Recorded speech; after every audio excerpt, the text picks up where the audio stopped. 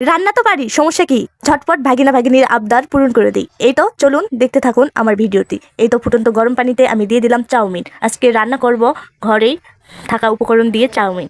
এই তো দেখতে থাকুন কিভাবে চাউমিন রান্না করে। এই তো সুন্দর করে আমি গরম পানিতে চাউমিন দিয়ে 12 থেকে 13 মিনিট ফুটন্ত পানিতে জাল করে নিয়েছি। এই তো এখন সিদ্ধ হয়ে গেছে, সুন্দর করে ছাঁকনিতে ঢেলে নিলাম।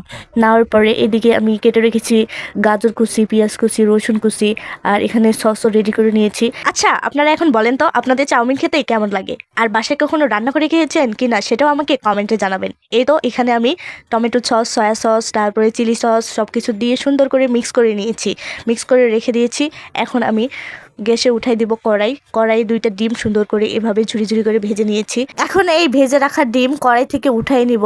বাটিতে সুন্দর করে উঠাই রেখেছি। তারপরে আবার কড়াই দিয়ে দিলাম তেল, দেওয়ার পর দিয়ে দিলাম পেঁয়াজ কুচি, রসুন কুচি আর মরিচ কুচি দিয়ে সুন্দর করে নেড়ে চেড়ে ভেজে নিচ্ছি। হালকা ভেজে নিব। হালকা ভেজে নেওয়ার পর কেটে রেখেছিলাম গাজর কুচি, আর এখন দিয়ে দিব এই তো গাজর কুচি দিয়ে আবারও সুন্দর করে নেড়ে চেড়ে ভেজে নিব, সুন্দর করে ভেজে নিব।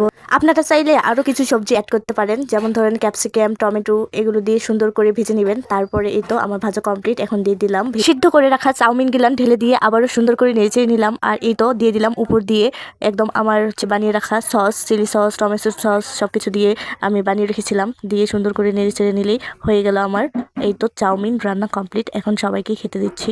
দেখতে পাচ্ছেন কতটা লোভনীয় হয়েছে। এভাবে আপনারাও বাড়িতে একবার চাউমিন বানিয়ে খেয়ে দেখবেন, অনেক অনেক মজার, অসম্ভব মজার খেতে। আমার ভাগিনা ভাগিনী, আমার মেয়ে অনেক মজা করে খেয়েছে। মাশাআল্লাহ, খেতে অনেক অনেক মজার হয়েছিল। আচ্ছা, আপনাদের কার কার এই চাউমিন পছন্দ অবশ্যই আমাকে কমেন্ট করে জানাবেন। মজার মজার রান্না করব আর আপনাদের সঙ্গে ভিডিও শেয়ার করব। আর আমার ভিডিও ভালো লাগলে অবশ্যই আমার পেজটি ফলো করবেন, লাইক, কমেন্ট, শেয়ার করবেন। আল্লাহ হাফেজ।